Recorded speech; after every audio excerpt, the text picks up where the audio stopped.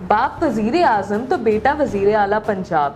انصار عباسی اپنے جدید کالم میں لکھتے ہیں کہ شہباز شریف بھی اس عہدے سے خوش، حمزہ شہباز بھی خوش اور مسلم لیگ نون کے تمام رہنما بھی خوش۔ فیصلہ میاں نواز شریف نے کیا اور ساری جماعت نے سر تسلیم خم کر دیا۔ اگرچہ یہ سب کچھ جمہوریت کے نام پر ہوا، لیکن یہ پاکستانی سیاست پر چند خاندانوں کی ڈکٹیٹرشپ کی وہ حقیقت ہے جسے بحیثیت ایک قوم ہم تسلیم کر چکے ہیں اور اسی لیے اسے برا نہیں جانتے۔ انصار عباسی کا یہ کہنا ہے کہ نون لیگ ہو یا پیپلز پارٹی، جمعیت علماء اسلام ہو یا کاف لیگ، عوامی نیشنل پارٹی یا متعدد دوسری سیاسی جماعتیں، ان کی پارٹی کی عادت ہر حال میں ان سیاسی جماعتوں پر مسلط خاندانوں تک ہی محدود رہتی ہے۔ یعنی طے ہے کہ نون لیگ ہے تو قیادت شریف خاندان میں سے ہی ہوگی، پیپلز پارٹی ہے تو بھٹو زرداری خاندان ہی رہنما بننے کے قابل ہے، JUIF، کاف لیگ اور ANP کے اعلیٰ قیادت بھی مولانا فضل الرحمان خاندان، گجرات کے چودھری اور ولی خان خاندان تک ہی محدود ہے۔ اسی لحاظ سے الیکشن جیتنے پر اعلیٰ ترین حکومتی عہدوں پر پہلا حق بھی انہی خاندانوں کے افراد کا رہتا ہے۔ ہاں، اگر ان خاندانوں کے علاوہ کسی دوسرے کو کوئی اعلیٰ عہدہ دینا ہے تو پھر ایک تو یہ اس فرد پر ان حکمران خاندانوں کا احسان اور مہربانی تصور ہوگی، اور دوسرا ایسا وزیر اعظم، وزیر اعلیٰ یا کسی دوسرے اہم عہدے پر بیٹھا فرد جو کرے گا اپنی پارٹی کی عادت یعنی حکمران خاندان کی مرضی اور منشا کے مطابق ہی کرے گا، یعنی اصل حکمرانی ان خاندانوں کے پاس ہی رہتی ہے۔ مثلاً جیسا کہ موجودہ سیاسی تبدیلی کے نتیجے میں نون لیگ کا وزیر اعظم بننا تھا تو شہباز شریف کو وزیر اعظم بنایا گیا۔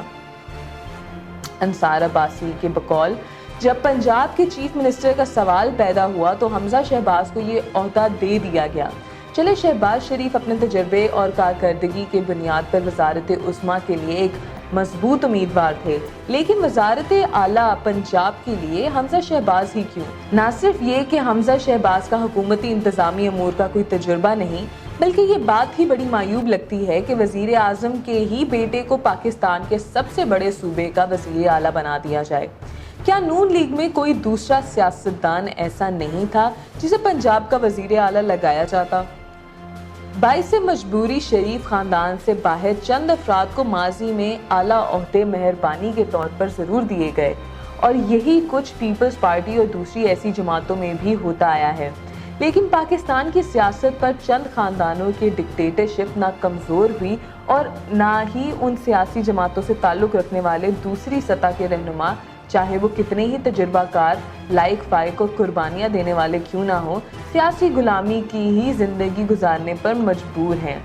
انہیں معلوم ہے کہ جو کچھ انہیں ملنا ہے وہ سیاست پر قابض ڈکٹیٹر خاندانوں کی مہربانی سے ہی ملنا ہے، اس لیے جو ملتا ہے وہ اسی پر خوش رہتے ہیں اور کسی صورت ان سیاسی خاندانوں کی سیاست پر اجارہ داری پر نہ سوال اٹھاتے ہیں اور نہ ہی پارٹی کی اعلیٰ قیادت کے حصول کے بارے میں سوچتے ہیں، کیونکہ انہیں معلوم ہے کہ اگر ایسی سوچ کی بھنک بھی پارٹی قیادت تک پہنچ گئی تو پھر ان کا پارٹی میں کوئی مستقبل نہیں۔ انصار عباسی کہتے ہیں کہ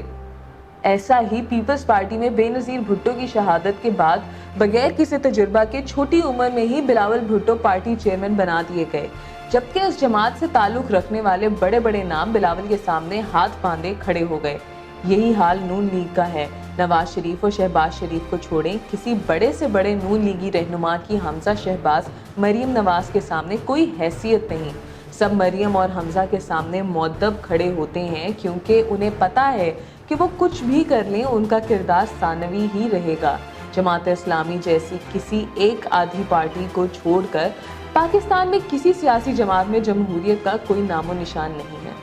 PTI میں موروثی سیاست تو ابھی نہیں، لیکن عمران خان جو کہہ دیں وہی فائنل ہے۔ کسی بڑی سیاسی جماعت میں اعلیٰ پارٹی قیادت چننے کے لیے کبھی کوئی فیئر الیکشن نہیں کروایا جاتا اور عام سیاسی ورکرز اور سیاستدانوں کی صرف دوسرے درجے کے ہی سیاست تک رسائی ہوتی ہے۔ اس دوسرے درجے کی سیاست سے اوپر سوچنا ان کے لیے ایسا گناہ اور جرم ہے جس کی کم از کم سزا سیاسی جماعت سے بے دخلی ہے۔